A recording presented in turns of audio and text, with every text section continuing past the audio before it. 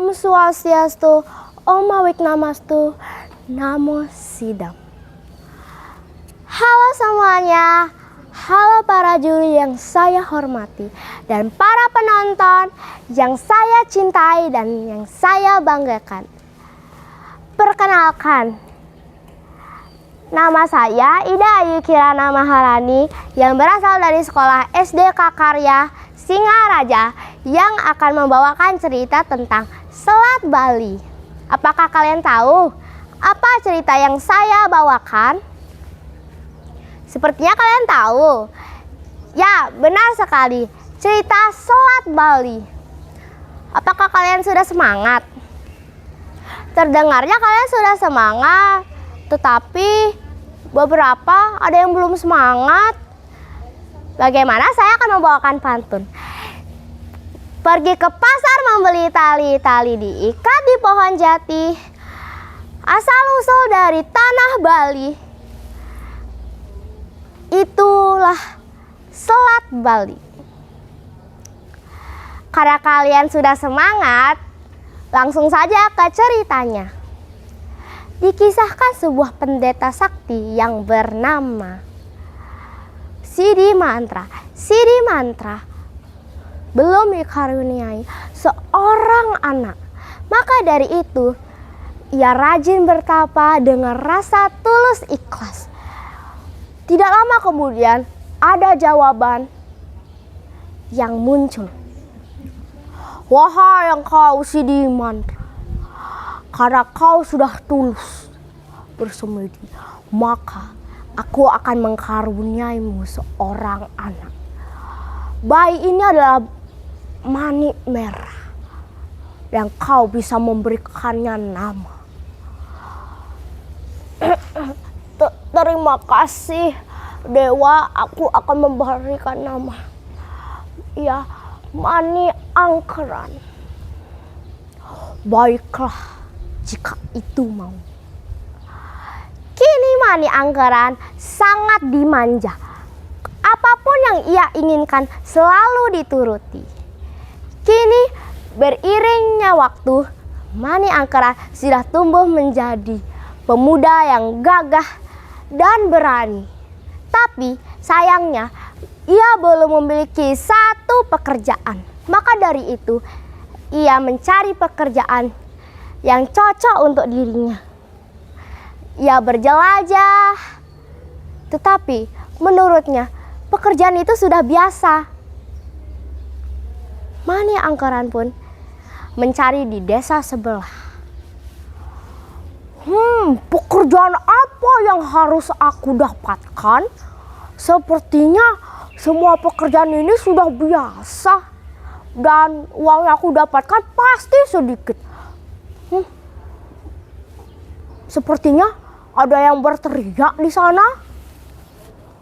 Tuh kan, benar ada yang berteriak.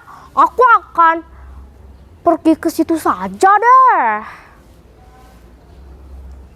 Oh, rupanya di sana ada tempat perjudian. Sepertinya menarik. Oh, sebentar. Aku melihat ada harta yang banyak. Aku harus mengambilnya. Tetapi tunggu dulu. Jika aku mengambilnya, pasti aku akan dimarahi. Bagaimana aku ikuti saja perjudian tersebut.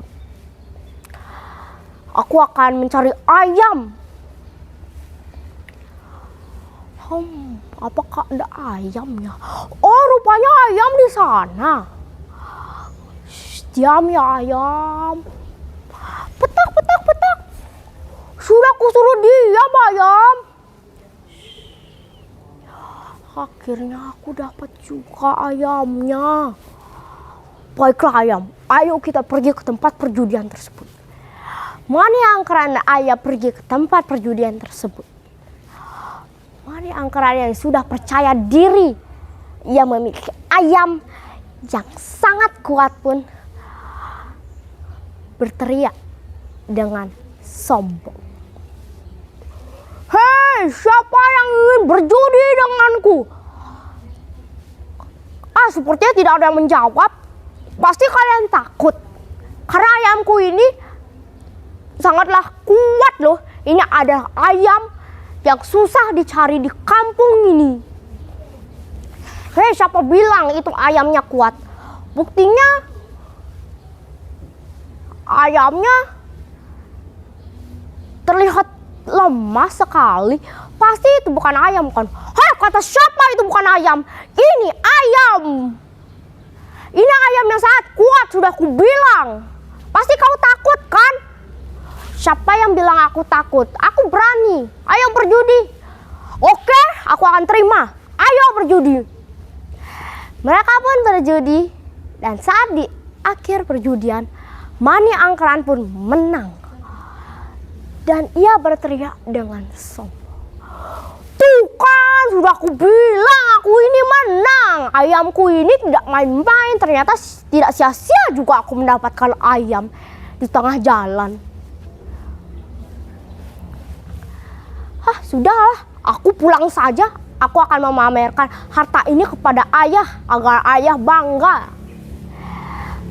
Mani Angkeran pun pulang ke rumah. Dan Mani Angkeran pun berteriak dengan senang hati. Ayah, aku mendapatkan harta loh. Ini hartanya sangat melimpah.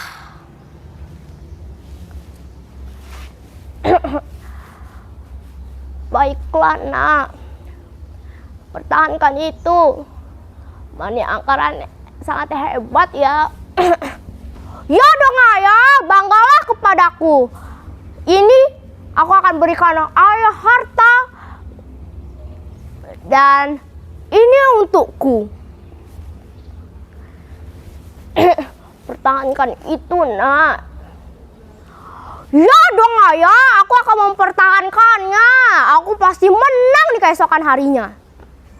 Tapi keesokan harinya Mani Angkeran kembali berjudi dan ia kalah.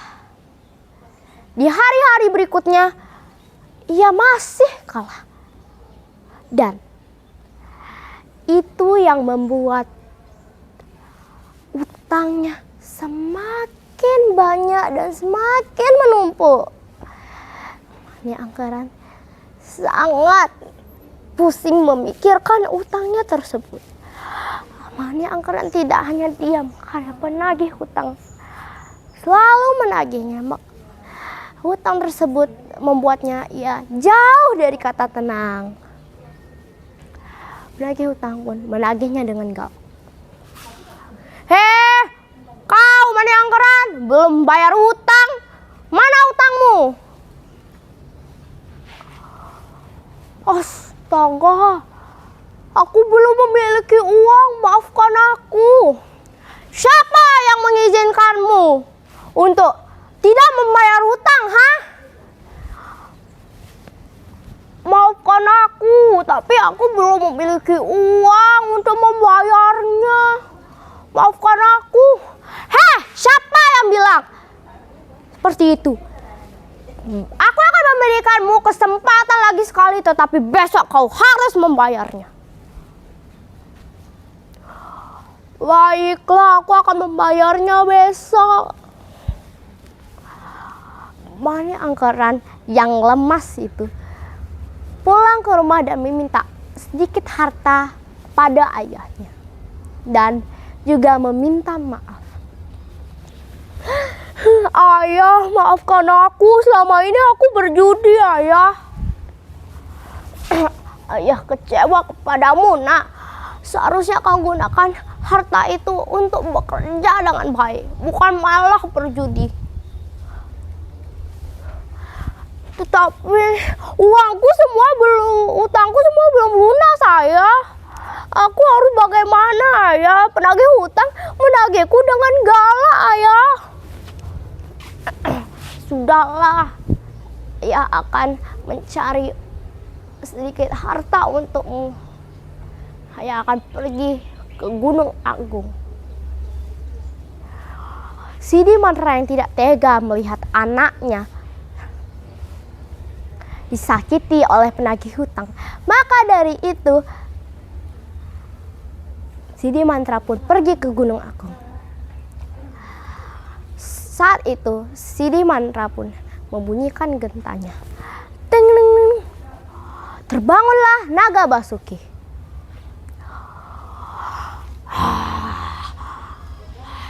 Siapa engkau?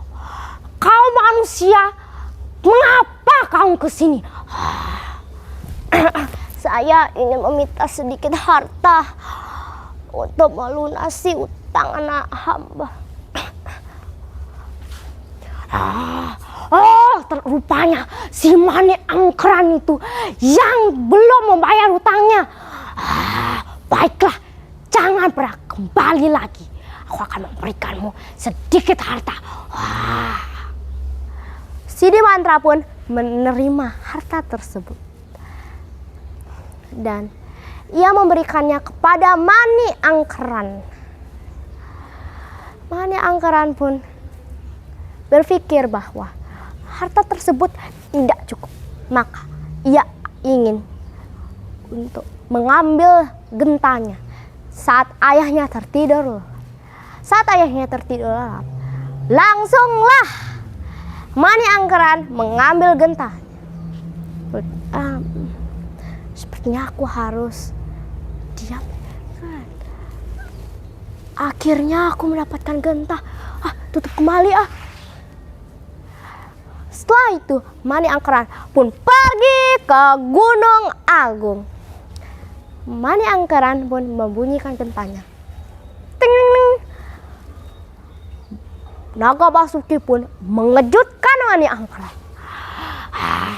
Mani Angkeran, rupanya engkau kesini. Aku tidak akan membiarkanmu kesini. Memaafkan hamba Naga Basuki. Hamba hanya ingin meminta sedikit harta saja. Aduh. Siapa yang ingin memberimu harta? Kau adalah manusia yang berdosa. Siapa yang akan memberikanmu, Sekali ini saja, Naga Basuki, sekali ini saja kau memberikan harta kepadaku. Baiklah, ini harta untukmu dan jangan pernah kembali lagi. Mani Angkeran yang sangat ketakutan pun mengambil harta tersebut. Tetapi muncullah ide yang sangat licik. Ia pun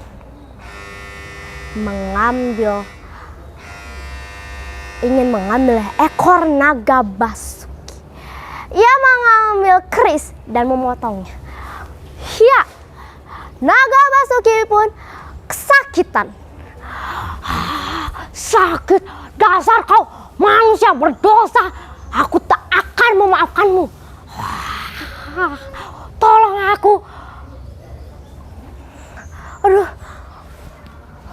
Naga Basuki marah. Aku akan ambil ekornya saja. Langsung saja aku kabur. Mani Angkeran kabur. Tetapi Naga Basuki tidak akan membiarkan. Kau mau pergi kemana kau? Dasar Mani Angkeran. Setelah itu Mani Angkeran pun pergi dengan sangat kencang.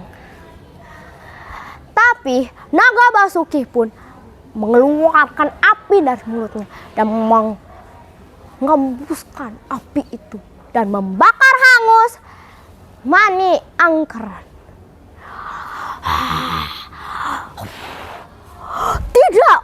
Tidak, panas. Hentikan Naga Basuki, panas. Tapi itu sudah telat. Mani Angkeran hangus terbakar. Tidak lama kemudian Sidi Mantra pun terbangun dari tidurnya karena ia merasa ada hal yang tidak beres. Ia pun melihat ternyata gentanya hilang. Maka dari itu Sidi Mantra pun berlari ke Gunung Agung dan mencari tahu. Tapi Sidi Mantra pun saat sampai di Gunung Agung pun terkejut. Ternyata gentanya tersebut sudah diambil oleh Mani Angkeran. Mani Angkara pun sudah hangus terbakar. Sidi Mantra pun sedih dan menanyakan semua kepada Naga Basuki. Setelah Sidi Mantra mengetahui itu, ia pun menyambungkan ekor Naga Basuki. Setelah ekornya Naga Basuki kembali, langsunglah Naga Basuki menghidupkan Mani Angkeran. Saat Mani Angkeran terbangun, ia pun melihat dirinya. Ternyata diriku sudah kembali.